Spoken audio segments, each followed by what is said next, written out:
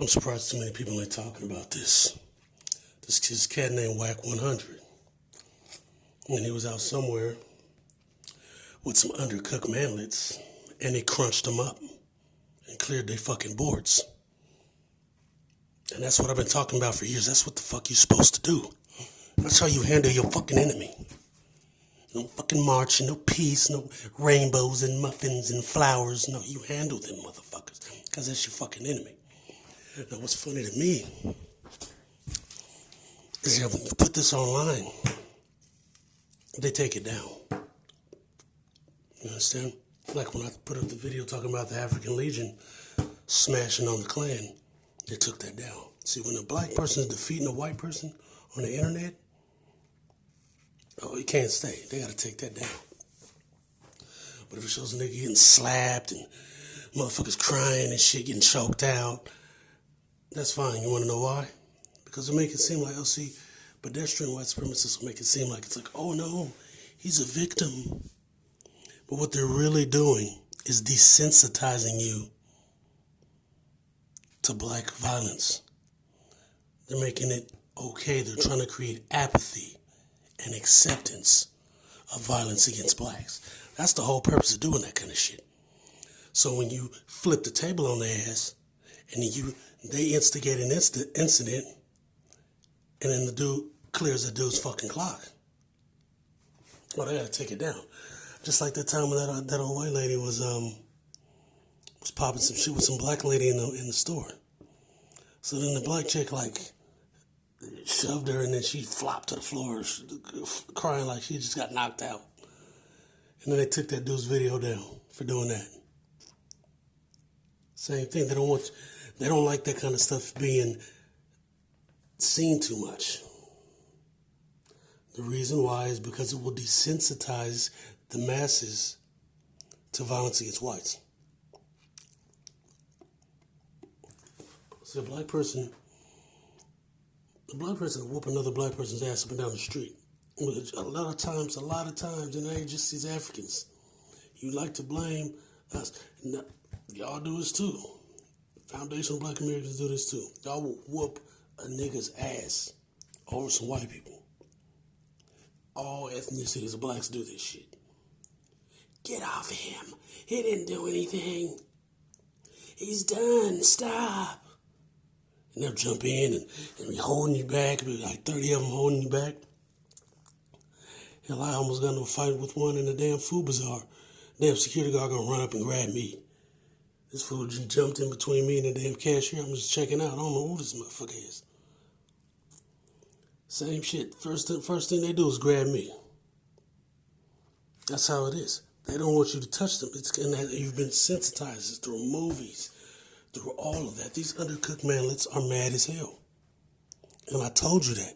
They want war. I told you this was coming. All of this.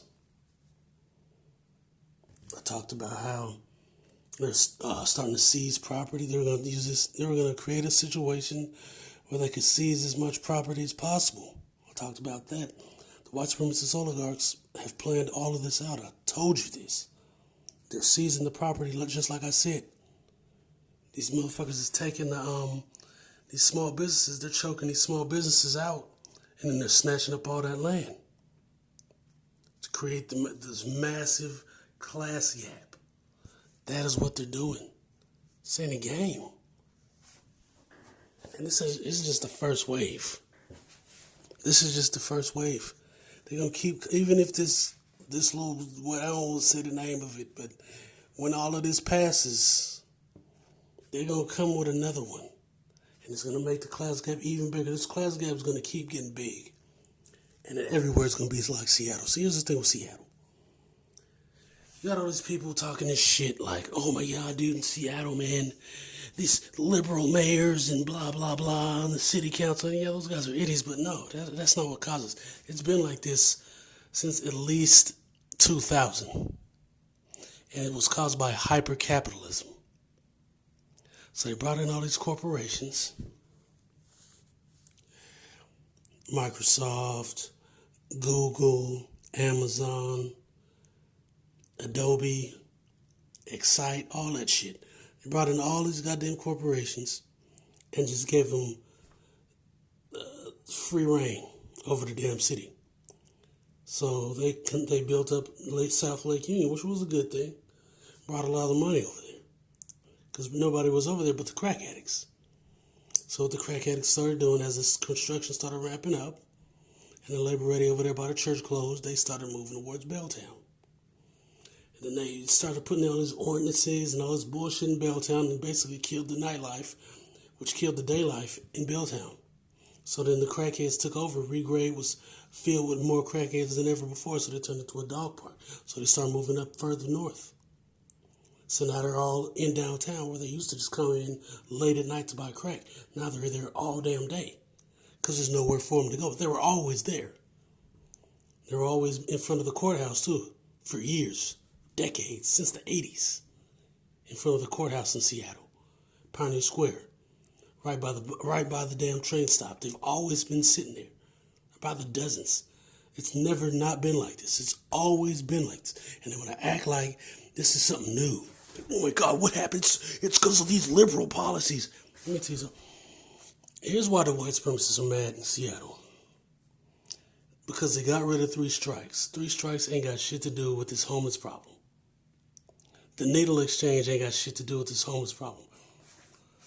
The homeless problem has increased so much because it's unaffordable to live there. There's no rent control. So they can do whatever the hell they want.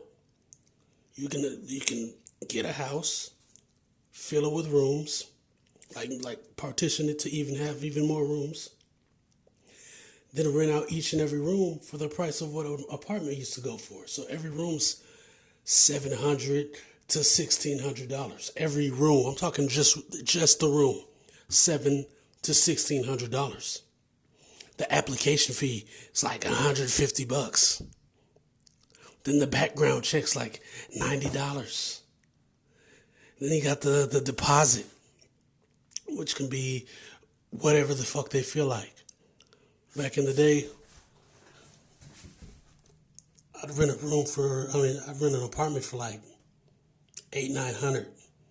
The deposit was like $300 just to cover like real estate damages.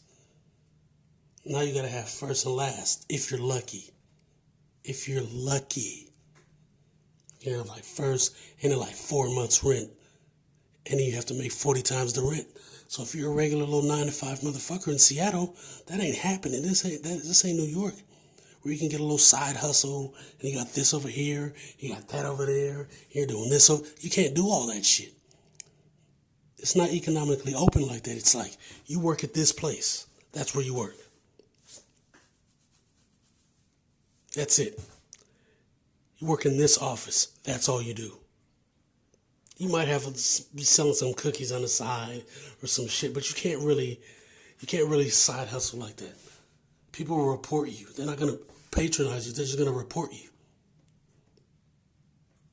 See, they don't care about homeless people in the park, but they'll report the shit out of somebody with a little side hustle. They will report you, and you will get shut down. So people don't even bother doing that shit. So you're stuck. Whatever salary you got, your little shitty $37,000, $40,000 job, that's it. If you make less than that, good luck. Good luck. And that's where these people are. So